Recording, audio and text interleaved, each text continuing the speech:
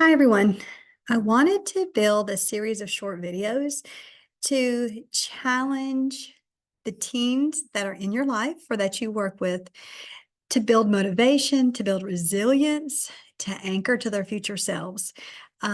It's really difficult right now with the modern world demands on our teenagers and how their adolescent brains are changing, that you may think kids are apathetic and disrespectful. They don't seem to care.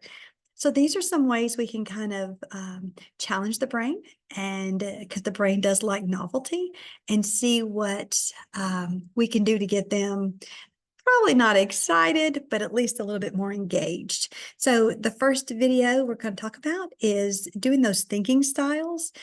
There are 4 different types of thinking. There's your independent thinking, which allows you to form your own beliefs. You use your knowledge and kind of strengthen it. There's your creative thinking, which is where you think outside the box of you something that's never been done. There's your problem solving thinking, which you like to address challenges and find those solutions. And then, of course, there's empathetic thinking, which is more of that piece of taking another's perspective into play and moving from there. Now, here's what's fascinating.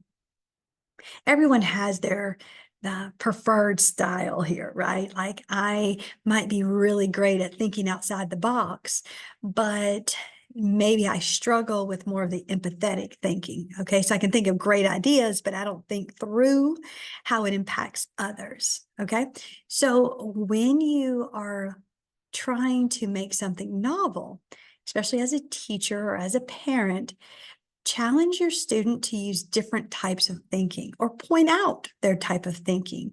Maybe if you're a math teacher, your engagement question on the board is always more of problem solving thinking.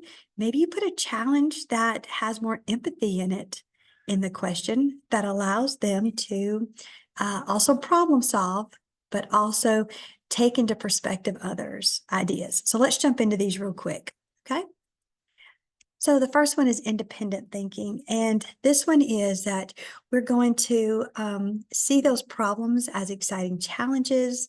We're going to use evidence to make judgments. So this is where we're going to be more factual based, right?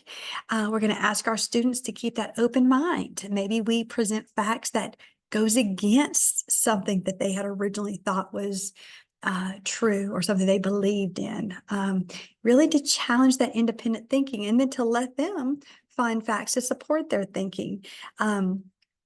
We can even help them to provide a topic, as you see, to support it, and then ask them to create the questions. This is a way that we can ask them also to engage with the material. How do we make connections to our existing schema and then build on it? A lot of times we feed kids information and we hope they retain it. Well, our world is full of facts, right? I've got a phone right now that it's got every fact I need to know. If I take those facts and I add them to my existing schema, I add them to what I already know, that's knowledge. All right, so we got facts. If you tell me something and I add it to what I know, my knowledge gets broader. If I use that knowledge to improve what I do, okay, that's wisdom. Okay, so let's say I'm giving someone says, Joy, the world is flat. Oh, wow. Okay, I believe the world is round. Tell me more.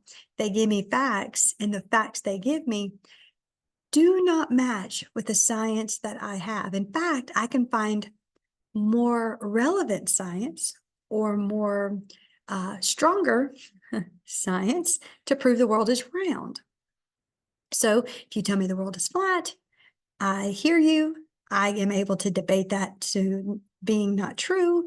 And now I actually have more knowledge to saying the world is round. Does that make sense? I know the world is round. How do I use that? Well, let's make it super simple. Someone says, can you draw a map of the world? I'm probably going to look for more of a globe or understanding the world is circular than it is flat. So that's very simple and probably not the best example, but this is that independent thinking. The next is creative thinking. And the creative piece is that I want you to think of something that no one's ever thought of before. Now, let me tell you this. This is going to be very, very difficult for our perfectionists. This is going to be very difficult for our A students who like things done a certain way, and they like to know that what they're saying is correct. So if we push them out of their comfort zone, it actually expands their thinking and their resilience. So we can say to really ask them to, look at this through a different lens. Ask what if, create that curious mind. We want them to step outside of what they've been told and challenge it. See what you can do. Let's look at it differently. Let's look, instead of looking at it top down, let's look bottom up.